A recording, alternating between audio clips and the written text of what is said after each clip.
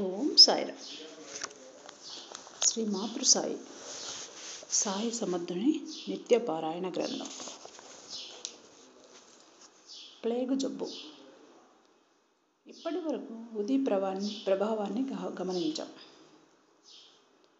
ఇప్పుడు సమయానికి ఊది అందుబాటులో లేకపోయినా ఊదీలా భావించి తీసుకున్న మట్టికి కూడా ఊది అంతటి మహిమ కలదని నిరూపించే కథను విందాం.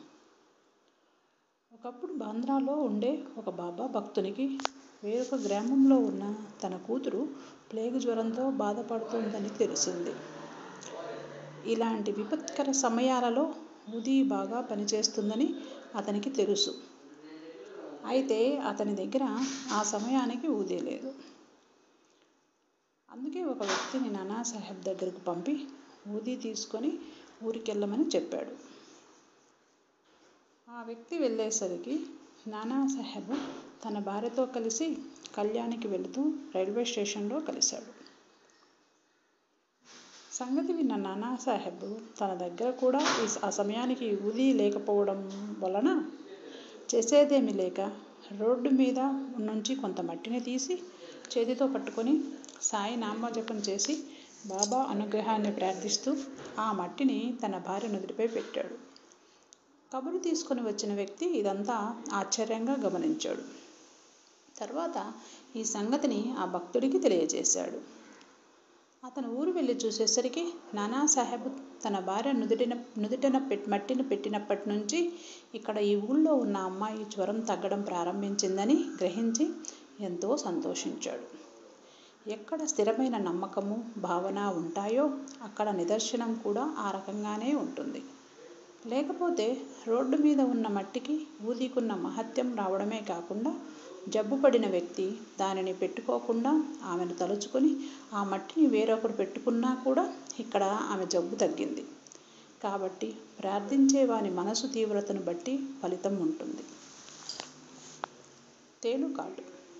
నాసిక్లో నివసించే నారాయణ మోతీరాంజీ అనే అతను బాబా భక్తుడు. అతను ఒకసారి తల్లితో కలిసి షిరిడీ వెళ్ళి బాబాను దర్శించాడు. అప్పుడు బాబా అతనితో వేరే వాళ్ళ దగ్గర పనిచేయడం మానేసి అతనినే స్వంతంగా ఏదైనా వ్యాపారం పెట్టుకోమని సలహానిచ్చారు. కొంతకాలానికి బాబా మాటలు సత్యమై అతను ఆనందాశ్రమము అనే హోటల్ పెట్టుకొని బాగా అభివృద్ధి చెందాడు. ఒకసారి ఈ నారాయణ స్నేహితునికి తేలు కుట్టింది. బాధ భరించరానంతగా ఉంది. ఇటువంటి విషయాలలో ఊది అద్భుతంగా పనిచేస్తుందని నారాయణకు తెలుసు.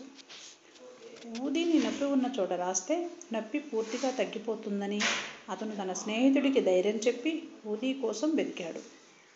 కానీ సమయానికి అతనికి ఊది కనిపించలేదు. అప్పుడు అతను చేసేదేమీ లేక బాబా ఫోటో ముందు రాలిపడిన అగరత్తు పొడి చిటికెడు తీసి దానినే ఊదిగా భావించి తన స్నేహితుడికి నొప్పి ఉన్న చోట రాశాడు. అతను ఊది రాసి చేతిని తీసేసరికి నొప్పి పూర్తిగా తగ్గిపోయింది. ఈ లీలను చూసిన స్నేహితులిద్దరూ ఆశ్చర్యానందాల్లో మునిగిపోయారు. బాబా వంటి సద్గురువు తన యోగశక్తిని స్థాపించి వెలిగించిన ధునికి ఉన్న మహత్యం ఎన్నటికీ తరిగిపోదు.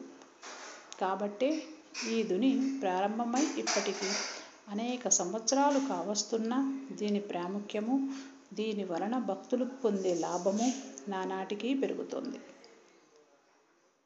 పైన వివరించిన కథలలోని సమస్యలకే కాకుండా ఎటువంటి తీవ్ర సమస్య అయినా చిటికెలో తీసేయగల శక్తి ఊదీకుంది.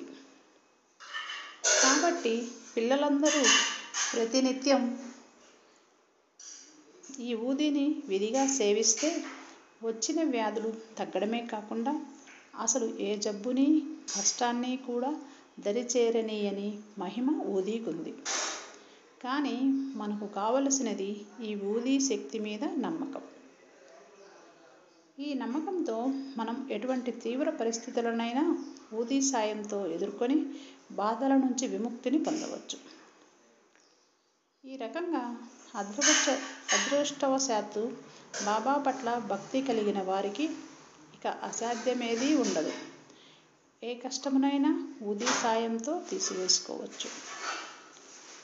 మనం కూర్చున్నా, నిలుచున్నా, మాట్లాడుతున్నా ఎక్కడ ఎలా ఉన్నా మన వెన్నంటి బాబా ఉన్నారన్న ధైర్యంతో మనకు కావలసిన వాటిని మనం పొందవచ్చు.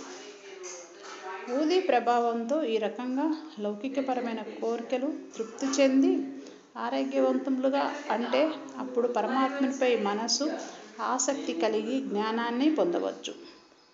దృఢమైన అభ్యాసం చేస్తే అనవసర విషయాలపై నెమ్మదిగా ఆసక్తి తగ్గి వైరాగ్య భావన పెరిగి మాతృసాయి ఆరాధనలో నిజమైన భక్తి ప్రేమలు కలుగుతాయి. త్వమేవ సర్వం మమ దేవదేవ. ఓం సాయిరామ్.